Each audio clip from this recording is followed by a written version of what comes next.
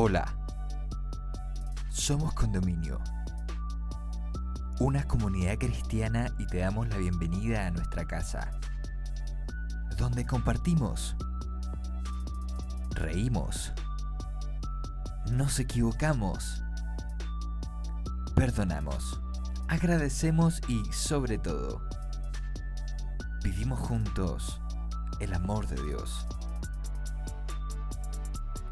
Llegamos a ti con el último episodio de nuestra serie Volver a Empezar, donde junto a Sergio Espinosa, amigo de nuestra casa, reflexionaremos en el episodio titulado ¿Es necesario crecer?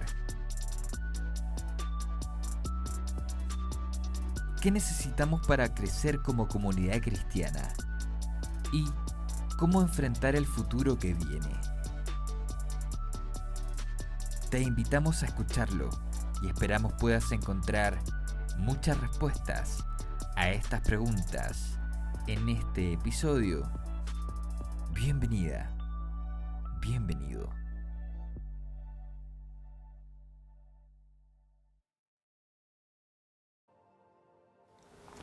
Crecer. Cuando pensamos en esta palabra, para muchos significa aumentar de tamaño, de volumen, incluso de cantidad de algo.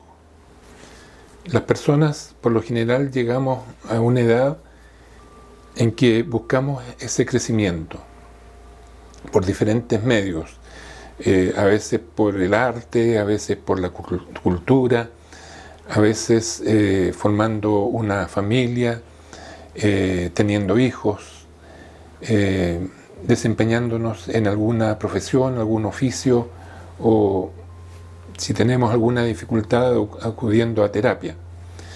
Pero esta palabra crecer en sí tiene una connotación positiva cuando funciona bien, ¿cierto? Cuando vamos creciendo, cuando planificamos algo y queremos crecer y vamos logrando ese crecimiento, ya sea el crecimiento desde una empresa, el crecimiento personal en nuestro desarrollo intelectual o nuestro desarrollo físico, siempre tiene una buena connotación. Y a lo mejor a ti te pasó, o a alguien conocido, que cuando era niño y empezó a crecer, inmediatamente se empezó a comparar a lo mejor con sus hermanos, o con sus primos, o con sus compañeros de colegio, o más grande con sus padres, o con sus abuelos, y fue un logro cuando ya pasó a la abuelita o al abuelo. Y sin duda que al tener esos logros va produciendo satisfacción. Pero cuando eso no es así, ¿cierto? Cuando no logramos esas metas de crecimiento físico, nos vamos frustrando, y a veces ese estancamiento en el crecimiento que a lo mejor nosotros queríamos lograr en algún momento no se debe a nosotros mismos, sino a genética, herencia, a distintas cosas. Pero nos produce alguna frustración porque a lo mejor seguramente queríamos ser más grandes, queríamos crecer más de lo que a lo mejor teníamos pensado. Pero no olvidemos que lo que nos hace crecer lo encontramos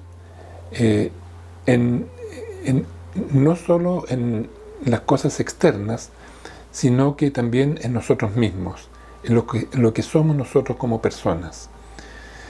Y dejar de crecer, o crecer más lento, o retrasarnos en nuestro crecimiento, muchas veces, como te decía antes, no tiene que ver con lo que nosotros podemos hacer, sino que por nuestro entorno. Estoy hablando en el aspecto personal, como persona, ¿cierto? En nuestro crecimiento físico, en nuestro crecimiento de conocimiento, en nuestro desarrollo intelectual. Muchas veces hay factores que inciden en el no crecimiento o en el decrecimiento, o en el estancamiento, en lo que nosotros queríamos crecer en ese momento. Y eso pueden ser influencia de los padres, influencia del medio, influencia de la alimentación. Hay muchos factores que a lo mejor detienen ese crecimiento al cual nosotros queríamos optar. Y lo mismo pasa con las instituciones, lo mismo pasa con las empresas que se proyectan, ¿cierto?, con un crecimiento anual y a veces no se logra ese crecimiento y se tienen que tomar medidas difíciles. El crecimiento en sí es doloroso. Si a lo mejor nos acordamos cuando niños y estábamos creciendo, teníamos dolores en las piernas, en nuestros huesos, y a veces nos llevaba hasta a tener que acostarnos, reposar y tomar algún remedio, algún analgésico que nos pudiera aliviar esos malestares. Crecer no es fácil. Y hay una experiencia de una institución que es muy antigua y que fundó sus bases por el tiempo de Jesús. ¿Y quién es el iniciador, el fundador de esa institución? Es Jesús mismo. Y nos estamos refiriendo a su iglesia. Y sin duda que, como toda institución humana, la iglesia, Jesús estaba preocupado en sus días por lo que él quería que pudiera avanzar después que él ya no estuviera en esta tierra. Veamos ese discurso que hace Jesús, en pocas palabras, diciéndole a sus discípulos qué es lo que él quería para su iglesia, o qué es lo que él pensaba que debería ser su iglesia aquí en la tierra. Busquemos en Mateo capítulo 16 y versículo 18. Mateo capítulo 16, versículo 18. Dice, Jesús dijo, y sobre esta piedra edificaré mi iglesia, y las puertas del reino de la muerte no prevalecerán contra ella. Aquí está hablando ya Jesús a sus discípulos, preparándolos ya cercano a los días de su muerte, preparándolos para lo que ya iba a venir después que él ya no estuviera con ellos. Jesús le dice, sobre esta piedra, está hablando de sí mismo, sobre Jesús, sobre mí, dice Jesús, edificaré mi iglesia, y las puertas del reino de la muerte. Él vino a esta tierra a instaurar el reino de la vida eterna, el reino de Dios, que es su evangelio, que son las buenas nuevas de salvación. Él vino a instalar ese reino aquí en la tierra. Pero él aquí habla del otro reino, el reino de la muerte, no prevalecerán contra ella. Jesús le da la garantía a sus discípulos que a pesar de todos los inconvenientes, de que a lo mejor el crecimiento en algún momento se iba a estancar, que a lo mejor iban a tener problemas, como tuvo la iglesia cristiana, ¿cierto?, persecución y casi hasta desaparecer, porque el reino de la muerte estaba peleando contra ella, Jesús les asegura que no va a prevalecer sobre su iglesia. Jesús, el fundador de la iglesia en esta tierra. Sin duda que la experiencia de los apóstoles en ese tiempo era de una incertidumbre de lo que debía venir por delante. ¿Qué es lo que tenían que hacer con la iglesia después que Jesús ya no estuviera con ellos? ¿Cuál iba a ser la tarea? ¿Cómo deberían formarse? ¿Cuáles eran los fundamentos de esa iglesia primitiva, esa primera iglesia, esa institución que Jesús deja como herencia y como tarea especial a sus discípulos? ¿Cuál debía ser esa característica? Veamos cuál era la característica esencial de la iglesia primitiva, ¿cierto? Después, cuando ya estaban solo los apóstoles y sus seguidores en esta tierra. Busquemos en el libro de Hechos, en el capítulo 4, en el versículo 32. Hechos 4, versículo 32. Y dice, y la multitud de los que habían creído eran de un corazón y un alma, y ninguno decía ser suyo propio nada de lo que poseía, sino que tenía todas las cosas en común. qué espíritu especial reinaban en aquellos, en esa, dice, la multitud, esos cristianos que habían reconocido en Jesús su Salvador, en que la muerte de Jesús le daba la posibilidad de la vida eterna, tomaron tan fuerte en su corazón, en sus pensamientos y en sus actitudes, el deseo de que esa iglesia primitiva empezara a crecer. Crecer, esa palabra que estábamos analizando hace un ratito. Una tarea difícil. Pero aquí hay un elemento que Hechos nos relata, diciendo dos características al menos que ellos tenían para que ese inicio de esa institución, iglesia, pudiera empezar a crecer. Dice, en primer lugar, era de un corazón y un alma. ¿Qué quiere decir este texto? Que estaban todos unánimes, que todos estaban con el mismo propósito, en su corazón estaba el mismo sentir, todos estaban de acuerdo en lo que tenían que hacer.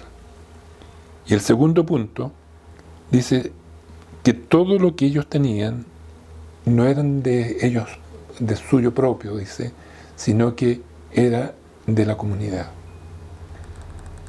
Qué difícil pensar de repente en que nuestra iglesia, la iglesia cristiana, pudiera tener ese mismo pensamiento. Bueno, ya han pasado varios siglos desde ese inicio. ¿Y qué hacían en lo diario esta iglesia primitiva para conformarse, para avanzar, para seguir creciendo como iglesia? Busquemos en Hechos, en el mismo libro que estábamos leyendo ahora, pero en el capítulo 2 y en el versículo 46. Dice, no dejaban de reunirse unánimes en el templo, ni un solo día. De casa en casa partían el pan y compartían la comida con alegría y generosidad. Qué espíritu más espectacular. Qué gran enseñanza, qué gran espíritu había en esos primeros cristianos conformando esta iglesia de Jesús. Iban, dice, compartían todos los días, iban al templo, compartían en sus casas todos los días, comían juntos, compartían las alegrías y las preocupaciones juntos. Unanimidad, unidad, comunión. Por eso que era una comunidad de Jesús, cristiana, con un propósito y un corazón en el mismo sentir. Jesús estaba preocupado por el crecimiento, sin duda, de su iglesia. Él ya se estaba proyectando en los días ya finales aquí en la tierra, antes de ser crucificado. Él ya estaba pensando en su iglesia y estaba pensando en las cosas que podían venir hacia adelante. Pero los tres principios fundamentales que debía tener esa iglesia eran tres. En primer lugar, amar a Dios. Era lo fundamental para que esa iglesia pudiera estar unánimes en doctrina, en pensamiento, en actitud, en trabajo. Amar a Dios. El segundo punto, amar a los demás, amar al prójimo. Como muchas veces Jesús lo dijo, ama a tu prójimo como a ti mismo. Y en tercer lugar, ir y hacer discípulos. Y fue el mandato que Jesús le dio a sus discípulos antes de ascender al cielo, minutos antes de ascender al cielo. Ir y hacer discípulos, enseñándoles todas las cosas que yo he predicado, para que obedezcan y para que enseguida de eso, de esa aceptación, puedan ser bautizados.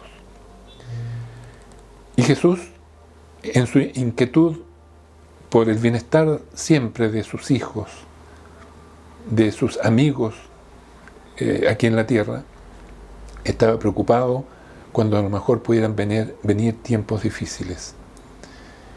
Y Jesús piensa en la unidad de la iglesia y cómo podrían enfrentar cuando se provocaran dificultades entre ellos. Busquemos en el libro de Juan, el capítulo 17, los versículos 20 y 21. El libro de Juan, capítulo 17, versículos 20 y 21. Y aquí Jesús hace una oración al Padre.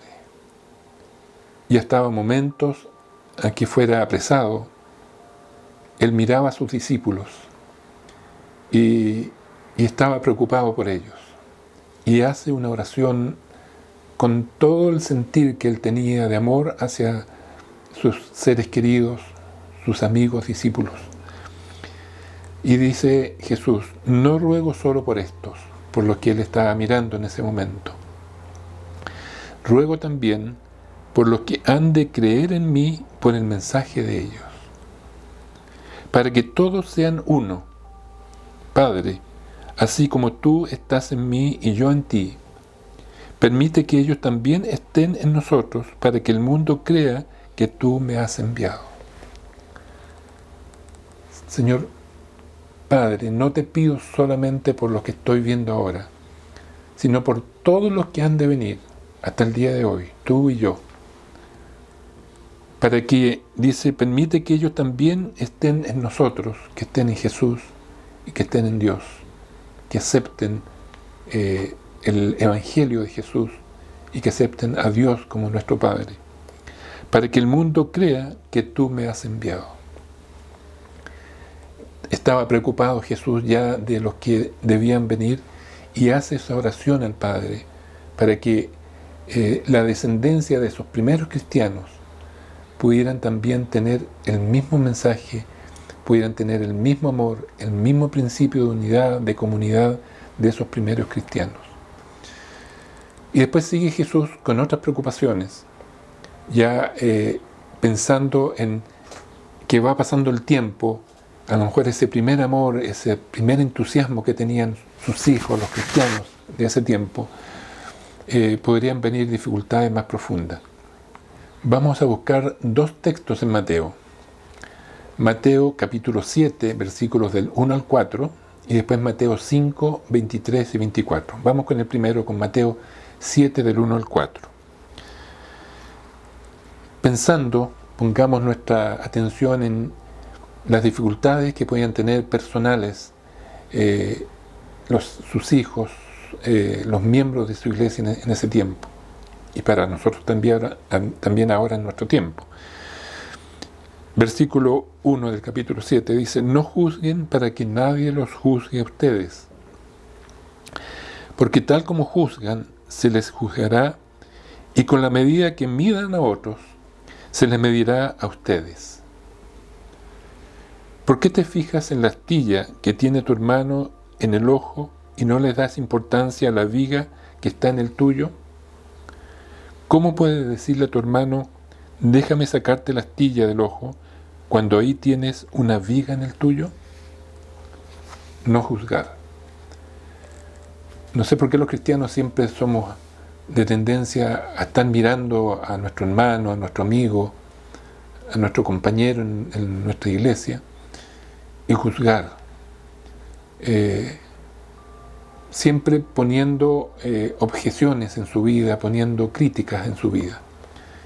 Y aquí Jesús dice: cuando vengan esos momentos, no lo hagas, no juzgues, porque así como tú estás juzgando, así también tú vas a ser juzgado. Por lo tanto, el primer principio de nuestras relaciones como hijos de Dios, como miembros de su iglesia, es que cada uno de nosotros dejemos que Dios ponga el análisis de juicio en sus vidas y no nosotros. Dios va a poner en orden la vida de las personas que están a nuestro alrededor y que de repente a lo mejor nos puedan incomodar. Oremos para que Dios ponga en orden las vidas y no juzguemos a aquellos que están en alguna falta o con algún problema en sus vidas que nos pueda incomodar o que pueda incomodar a la iglesia. Y después que dice Mateo, el capítulo 5 y el versículo 23 y 24, dice: por lo tanto, si estás presentando tu ofrenda en el altar y ahí recuerdas que tu hermano tiene algo contra ti, ¿qué tienes que hacer? Dice: deja tu ofrenda allí delante del altar, Ve primero y reconcíliate con tu hermano, luego vuelve y presenta tu ofrenda. No hay mejor salud, no hay mejor tratamiento, no hay mejor solución que la conversación, que conversar, que aclarar las cosas que a lo mejor siento que alguien me hizo y dejarlo ahí sin conversar. Esto es bueno en el matrimonio, esto es bueno entre amigos, esto es bueno entre compañeros de iglesia, entre hermanos de iglesia. Conversar. ¿Qué dice aquí Jesús? Si estás dejando tu ofrenda en el altar, déjala ahí. Si te acuerdas que hay algún hermano que sientes que tiene algún problema contigo, anda, conversa con él, soluciona las cosas, acláralas, enseguida anda y deja tu ofrenda ahí. Es difícil ser iglesia, es difícil crecer como iglesia. Si te estoy hablando a lo mejor a ti que eres un dirigente de iglesia, sin duda que es difícil, y sobre todo lo más difícil son las relaciones humanas, nuestras relaciones entre dirigentes o nuestras relaciones entre los que somos miembros de iglesia. Porque sin duda el ser humano tiene una tendencia hacia el mal, hacia la crítica, y no hacia el bien y la comprensión o el ponernos en el lugar de las personas, ser empáticos. Por lo tanto, ¿qué es lo que es iglesia? Iglesia es un grupo de personas, sin duda con un título especial, imperfectas. Somos un grupo de personas imperfectas, que avanzamos en el conocimiento de Dios. Algunos van más adelante, otros van más atrás, algunos están recién conociendo a Dios, otros llevamos años conociendo a Dios. En esta carrera vamos en distintos tramos de esta carrera, pero todos queremos avanzar hacia el conocimiento de Dios y aspiramos que su identidad, la identidad de Dios, la personalidad de Dios, que sea el amor. Y aspiramos que nuestra identidad como cristianos, como iglesia, sea el amor, como que si fuéramos familia. Esa es la esencia de la iglesia de Jesús. Iglesia no puede ser mi momento con Dios. Iglesia no puede ser eso de los ratitos que voy a la iglesia el día domingo, o el día sábado, o un día miércoles, o algún día especial. Iglesia pasa todos los días en mi hogar, en mi casa, a solas con el Creador del universo. Solamente hacemos comunidad como iglesia cuando nos reunimos, pero iglesia soy yo, cada día en mi relación con Dios, con el Creador del universo. Iglesia no puede ser cosa de un día o de una semana o una vez a la semana. No se va a la iglesia, sino que se es iglesia al reunirnos, al orar juntos, al cuidarnos juntos, al amarnos como hermanos y al amar a Dios. Cuando logremos eso, podremos decir que estamos creciendo, yo como hijo de Dios y en comunidad como iglesia de Jesús. El amor de Dios es el cimiento y es el cemento que une a su iglesia. Y eso finalmente nos va a permitir seguir construyendo su iglesia y seguir creciendo.